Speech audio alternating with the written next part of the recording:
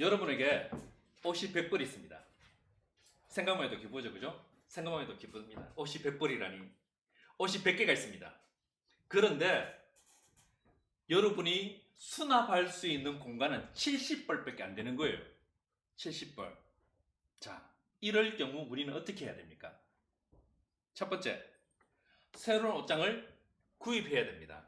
그러면 어떤 옷장을 구입하겠습니까? 30벌 더 넣을 수 있는 옷장을 구입합니까? 아니면 앞으로 옷을 더 살 거니까 이거보다 더 큰 걸 구입할 겁니까?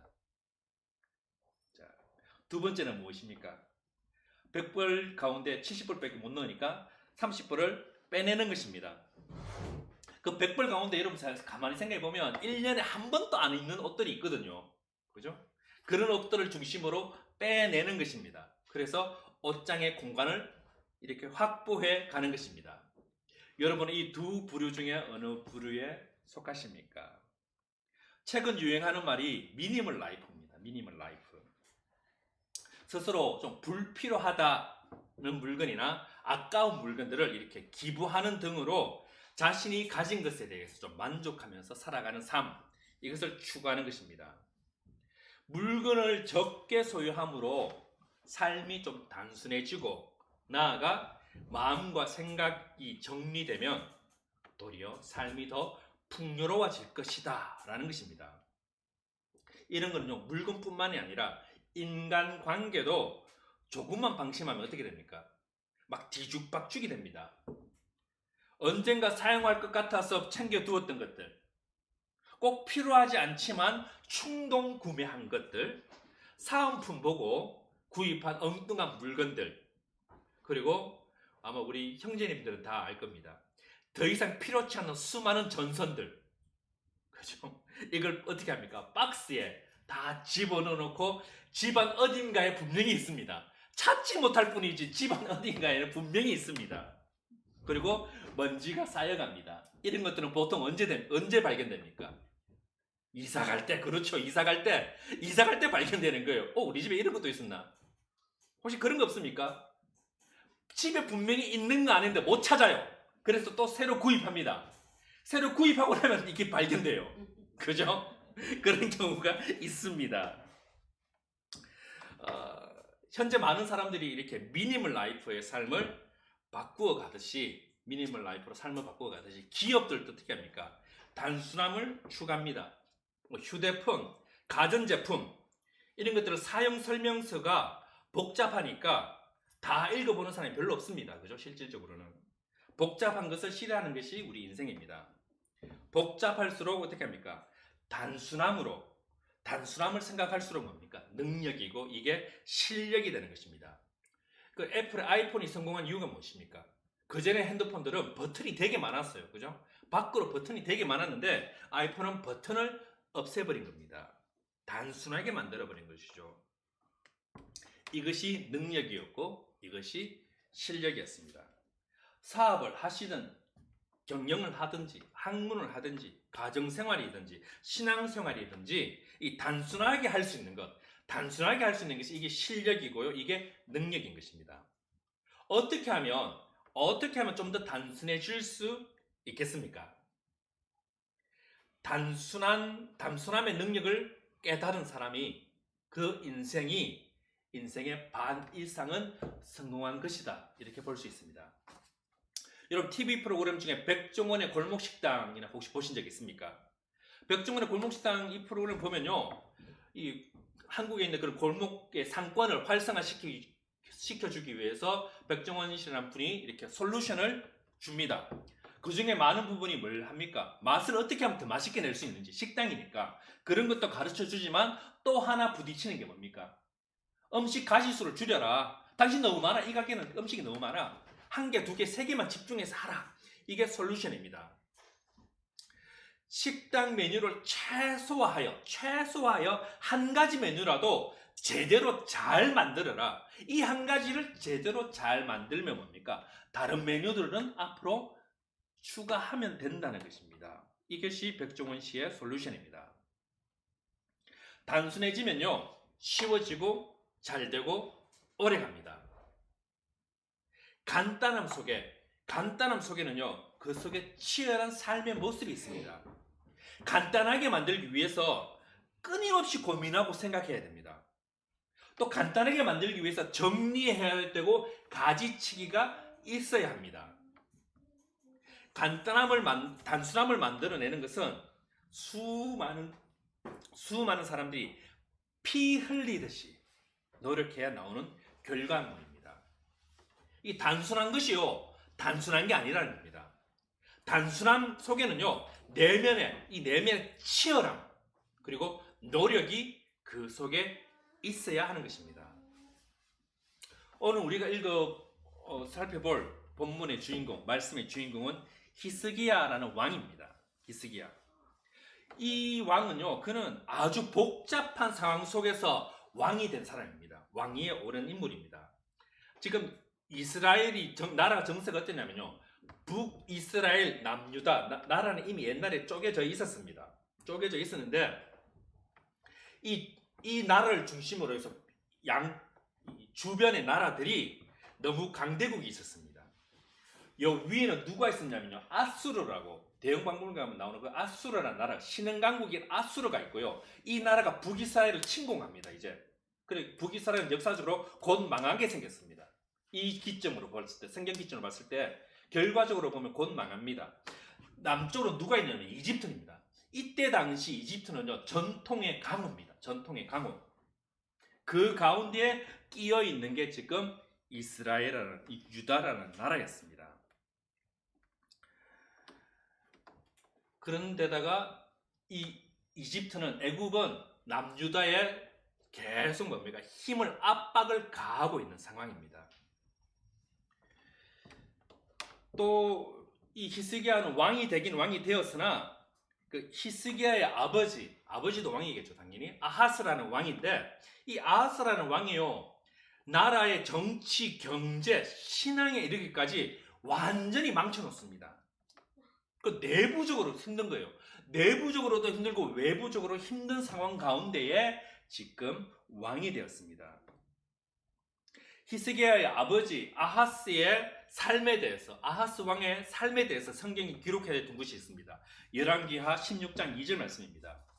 여기 주부에 보시면 말씀이 있습니다. 열왕기하 16장 2절 말씀을 보면요, 이렇게 이야기합니다.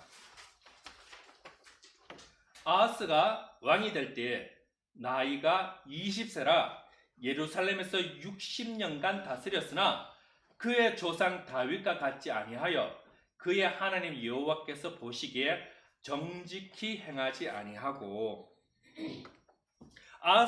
히스기야의 아버지 아하스에 대한 성경의 평가는 뭐냐면요, 여호와 보시기에 정직히 행하지 않았다로 성경이 말합니다.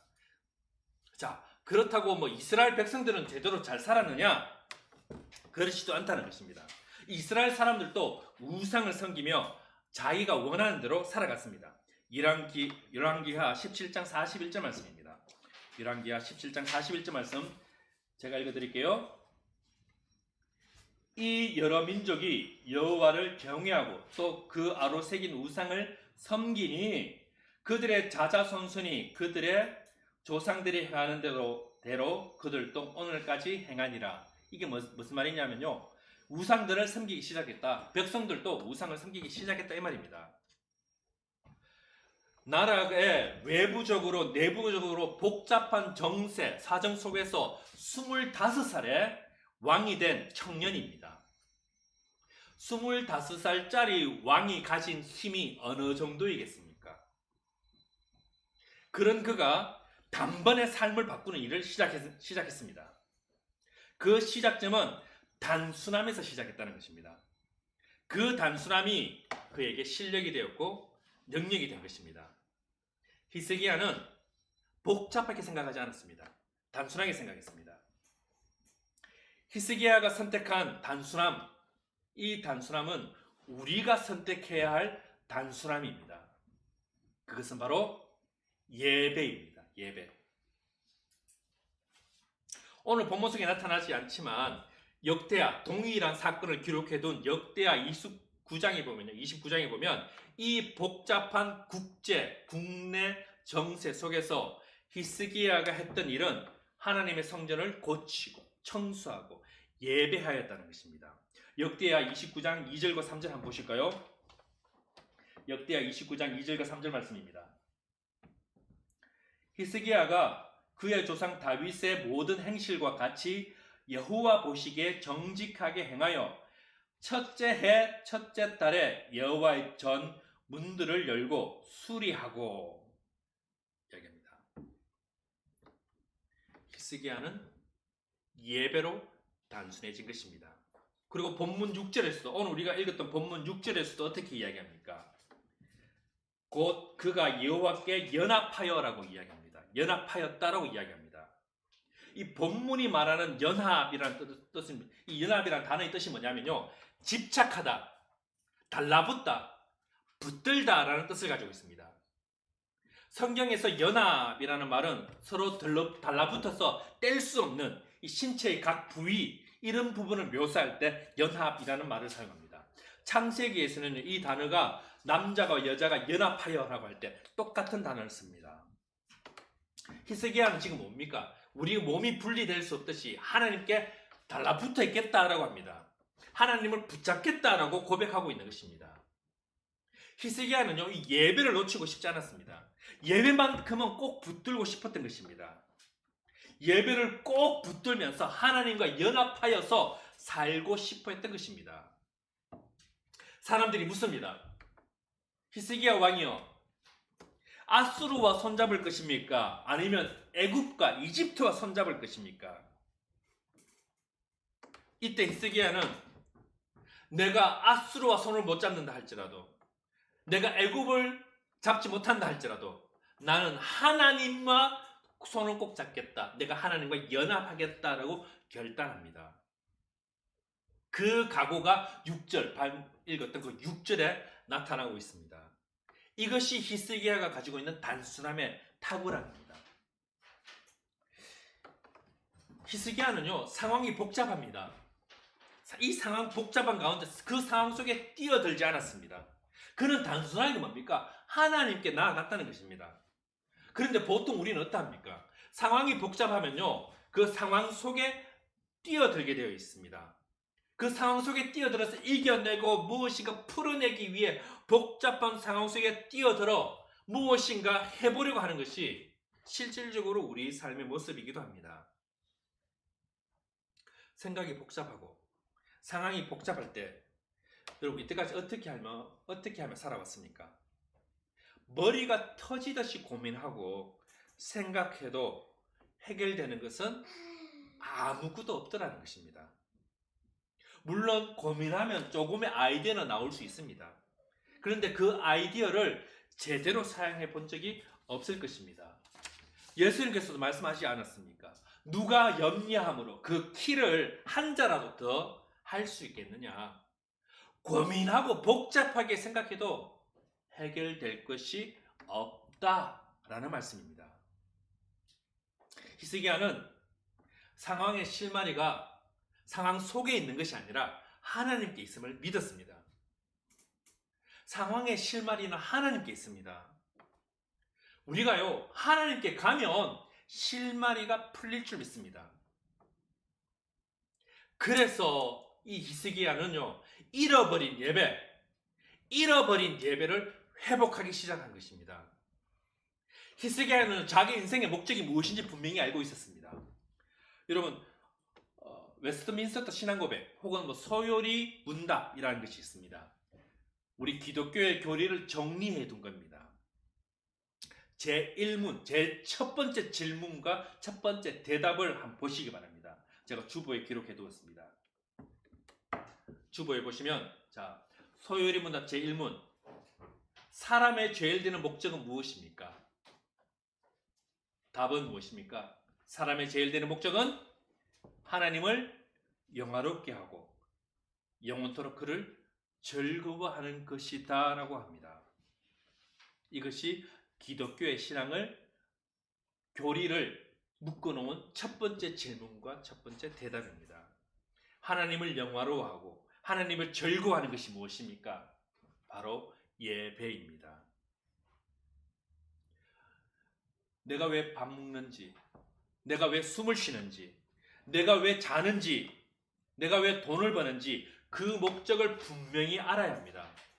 그 목적은 뭐라고요? 하나님을 예배하는 것입니다. 우리 인생이요, 돈 버는 것에 멈추면 안 됩니다. 우리 인생이 이 자녀들에게 멈추면 안 됩니다. 우리 인생의 목적은요, 하나님을 예배하는 것입니다. 이것이 제일 된 목적입니다. 기독교는요, 이것을 기독교 교리의 제 첫 번째 자리에 두고 있다는 것입니다. 복잡함 속에 붙들려 살아가는 우리 인생이요, 어쩌면 그 복잡함 속에서 마냥 막 돌아다니다가 복잡함 가운데 인생을 마무리할 수 있습니다. 그런 우리 인생 가운데 이 단순함을 유지하면서 살아갈 방법은 다름이 아니라 목적을 찾는 것입니다. 소요리 문답 교리 1문에서 이야기하듯이 우리 인생의 목적을 바라보고 간다면 복잡함 속에서도 또렷하게 이 한 길만 걸어가는 인생이 될 수 있을 것입니다. 이 히스기야는요, 자기가 무엇으로 사는지를 25살 청년이지만 알고 있었습니다. 그래서 그는 복잡한 정세 속에서 아수르를 선택하지 않았고 애굽을 선택하지 않았고 또 다른 무엇인가를 선택하지 않고 단순함으로 하나님을 선택하고 예배를 선택한 것입니다. 여러분, 복잡하게 생각하지 마십시오. 내가 복잡하게 생각한다는 것은 내가 아직 인생의 목적을 찾지 못했다는 것입니다. 우리 믿음의 사람들은요, 더 단순하게 생각하고 판단할 수 있어야 합니다. 왜냐하면 우리는 내가 왜 사는지 알고 있는 사람들이기 때문입니다. 우리 개인적인 상황이 복잡할 수 있습니다. 직장, 사업, 우리의 가정이 복잡할 수 있습니다. 그럴 때 어떻게 하셨습니까? 이럴 때일수록 복잡할수록 단순해질 수 있길 바랍니다. 사단은요, 여러분들을 끊임없이 복잡하게 만들 겁니다. 왜 그렇습니까? 복잡하게 만들어서 예배의 능력을 잃어버리게 하기 위함입니다. 복잡하게 만들어서 인생의 목적을 잃어버리게 만들기 위함입니다. 수없이 복잡한 환경과 상황 속에서 언제 무엇을 어떻게 선택할 것입니까? 그런 상황 속에서요, 예배를 선택할 수 있길 바랍니다. 예배가 우리를 단순하게 만들고요, 이 단순함의 능력이 우리를 새롭게 할 것이고 모든 상황이 정리될 것입니다. 사단은 우리를 항상 속이고 있습니다. 우리를 복잡하게 만들어서 예배를 못 드리게 할 것입니다. 이런 사단의 전략에 넘어가지 말고 단순함으로 예배로 무릎을 꿇을 수 있길 바랍니다. 하나님은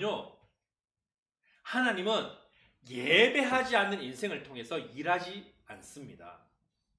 하나님은 예배하지 않는 인생, 그런 인생을 통해서 일하시지 않습니다. 성경에 보면 예배를 무시하는 가정이 있었습니다. 아버지도 예배를 제대로 드리지 않았고 예배를 자녀들에게도 가르치지도 않았습니다. 자녀들이라도 제대로 된 예배를 배워야 하는데 이 자녀들은요, 예배 자체를 무시해버렸습니다. 바로 엘리 제사장 가정입니다. 예배를 무시하던 이 가정에 내린 저주의 말씀을 성경이 기록해 두었습니다. 사무엘상 2장 30절 말씀입니다. 사무엘상 2장 30절 말씀 함께 볼 수 있길 바랍니다. 사무엘상 2장 30절 말씀입니다. 그러므로 이스라엘 하나님 나 여호와가 말하노라. 내가 전에 네 집과 네 조상의 집이 내 앞에 영원히 행하리라 하였으나 이제 나 여호와가 말하노니 결단코 그렇게 하지 아니하리라. 나를 존중히 여기는 자를 내가 존중히 여기고 나를 멸시하는 자를 내가 경멸하리라. 이것이 예배를 무시하던 엘리 가정에게 내려진 무시무시한 저주입니다. 예배를 멸시했기 때문에 하나님은 그 가정을 경멸하겠다고 합니다. 하지만 이 가정, 이 엘리 가정은요, 아버지와 아들 2명이 같은 날 죽게 됩니다. 이 엘리 가정과 반대로 하나님께 예배 드림으로 삶이 바뀐 가정도 있습니다. 이 두 가정은요, 동시대 사람입니다. 바로 사무엘 가정입니다. 사무엘의 아버지 엘가나와 어머니 한나는 부모인 자신들도 하나님께 제대로 된 예배를 드렸을 뿐만 아니라 그 자녀들에게 어릴 때부터 예배를 가르치고 훈련시켰습니다. 그 가정에서 최고의 선지자가 자라나게 된 것입니다. 오늘 본문 7절 말씀을 다시 한번 보십시오. 오늘 본문 7절은 이렇게 말합니다. 여호와께서 그와 함께 하심에 그가 어디로 가든지 형통하였더라. 그가 어디로 가든지 형통하였더라 라고 이야기합니다. 이것이 예배하는 인생이라는 겁니다. 하나님께서 원하시는 인생, 여호와께서 동행하시는 인생, 이런 인생이 될 수 있길 바랍니다. 그래야 해서 어디로 가든지 형통하게 되는 우리 예배자들 되시기 바랍니다. 우리가 왜 힘들다고 생각하십니까? 내 혼자라고 생각하기 때문입니다. 혼자 있다고 생각하기 때문에. 우리가 왜 두려움에 떨고 있습니까? 그 고통의 순간에 그 아픔과 상처의 일들 가운데 어렵고 괴로운 인생 가운데 나 혼자 있다, 나 혼자 남겨있다 라고 생각하니까 뭡니까? 두려운 것입니다. 이 두려움에 때로는 죽음까지도 생각할 때가 있다는 것입니다. 당신의 그 두려움의 순간에, 그 고통의 순간에 함께할 사람이 있습니까? 예배하는 사람은 혼자가 아닙니다. 하나님께서 함께 하십니다. 오늘 예배를 선택하여서 이곳에 오신 우리 예배자분들, 하나님께서 하시는 말씀이 무엇입니까? 여호와께서 그와 함께 하심에 그가 어디로 가든지 형통하였더라. 아멘입니다. 복잡한 세상을 단순하게 살기 위해서는요, 삶의 주변을 정리할 수 있어야 됩니다. 2008년 4월 9일 영국 BBC 뉴스에 이런 기사가 있었습니다. Cleaning, Improve Mental Health. 제목은 이겁니다. 청소하면 멘탈 헬스가 좋아진다. 정신건강이 좋다 이 말입니다. 기사 내용 중에 이런 말이 있습니다. 영국 스포츠 의학 저널 British Journal of Sports Medicine 이 연구에 따르면 청소에서 조깅에 이르기까지 일주일에 단 20분의 지속적인 운동이 우울증에 영향을 줄 수 있다라는 연구 결과를 발표합니다. 다시 말해서 뭡니까? 집안 정리만 잘해도 정신건강에 효과가 있다고 과학이 증명하고 있습니다. 성경은 이보다 수천 년 앞서 주변 정리를 해야 함을 말하고 있습니다. 삶의 주변을 정리하지 않으면요, 우리가 단순하게 살아갈 수가 없습니다. 히스기야의 주변은요, 영적으로 정리되지 않은, 단순하지 않은 상태에 있었습니다. 오늘 본문 4절 다시 한번 보십시오. 본문 4절 이렇게 이야기합니다. 그가 여러 산당들을 제거하며 주상을 깨트리며 아세라 목상을 찍으며 모세가 만들었던 노뱀을 이스라엘 자손이 이때까지 향하여 분향함으로 그것을 부수고 느수단이라 일컬었더라. 이스라엘은 나라는 어떤 나라입니까? 하나님의 백성들이 모인 나라였습니다. 하나님이 모인 백성, 요즘으로 치면 교회에 무엇이 있다는 것입니까? 한쪽에서는 산당, 무당 같은 이게 성황당 이런 거 만들어져 있고요. 한쪽에서는 뭡니까? 주상, 이상한 우상들 가져와서 저쪽에 있고, 또 한쪽에서는 이런 물건을 이거 대단한 물건이라고, 성물이라고 숭배하고 있다는 것입니다. 말 그대로 뭡니까? 영적인 비만 상태입니다. 영적인 비만. 히스기야는요, 이 영적 비만을 단번에 내쳐버립니다. 단번에 없애버립니다.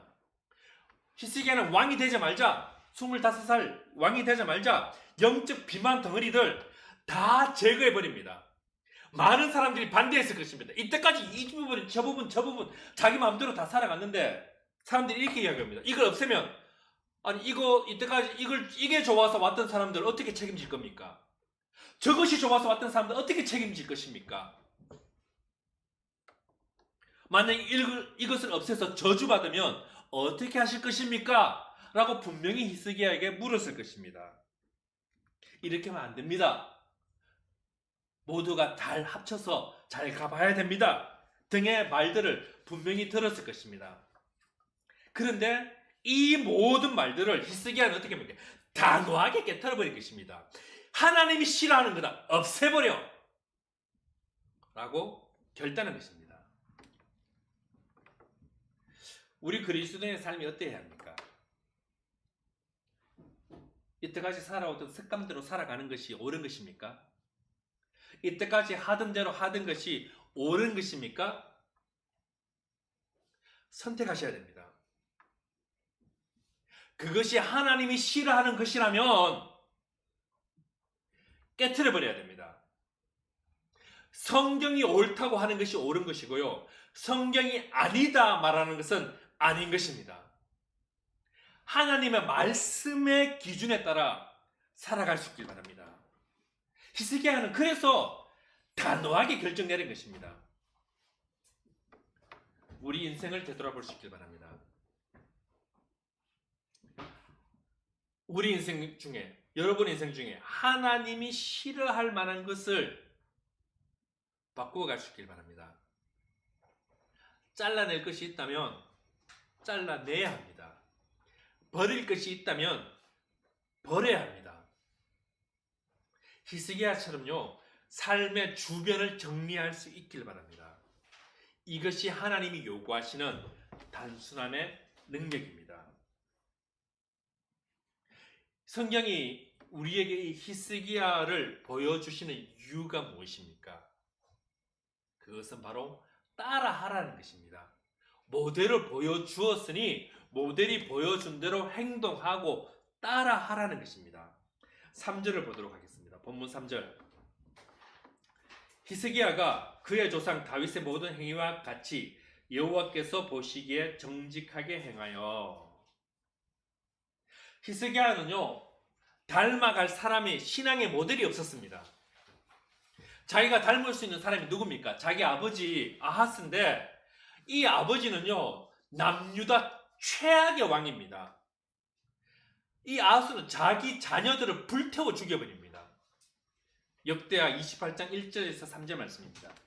역대하 28장 1절에서 3절. 아하스가 왕위에 오를 때 나이가 20세라 예루살렘에서 60년 동안 다스렸으나 그의 조상 다윗과 같지 아니하여 여호와 보시기에 정직하게 행하지 아니하고 이스라엘의 왕들의 길로 행하여 바알들의 우상을 부어 만들고 또 흰놈의 아들 골짜기에서 분향하고 여호와께서 이스라엘 자손 앞에서 쫓아내신 이방 사람들의 가증한 일을 본받아 뭐라고요? 그의 자녀들을 불사르고 인신공양을 했다는 것입니다. 이런 아버지를 어떻게 본받을 수 있겠습니까? 그래서 히스기야는 공부하기 시작한 것입니다. 성경을 공부하기 시작한 것입니다. 내가 누구를 닮아야 할지 공부했는데 그것이 다윗이었습니다. 가장 단순하게 하나님을 따라갔던 다윗을 찾아내고 다윗처럼 살려고 한 것입니다. 다윗의 삶을 모델로 삼고 따라가기를 원했던 것입니다. 히스기야는요, 단순하게 선택했고 주변을 정리하고 그대로 모방, 따라한 것입니다. 이런 단순함으로 히스기야는 세상을 승리할 수 있었습니다. 말씀을 맺겠습니다. 세상이 발전되고 풍요로워지는 만큼 세상 살기가 더 복잡해지는 것 맞습니다. 복잡한 세상을 단순하게 살기 위해서는 우리에게 필요한 것들이 있습니다. 그래서 요즘은 심플 라이프라는 이름으로 이렇게 가진 물건이라도 간단하게 만들어서 살고자 하는 움직임도 있습니다. 단순하게 살기는요, 내가 진정한 자유를 누리는데 도움을 줍니다. 그 무엇보다도 예배가 우선임을 잊지 말아야 합니다.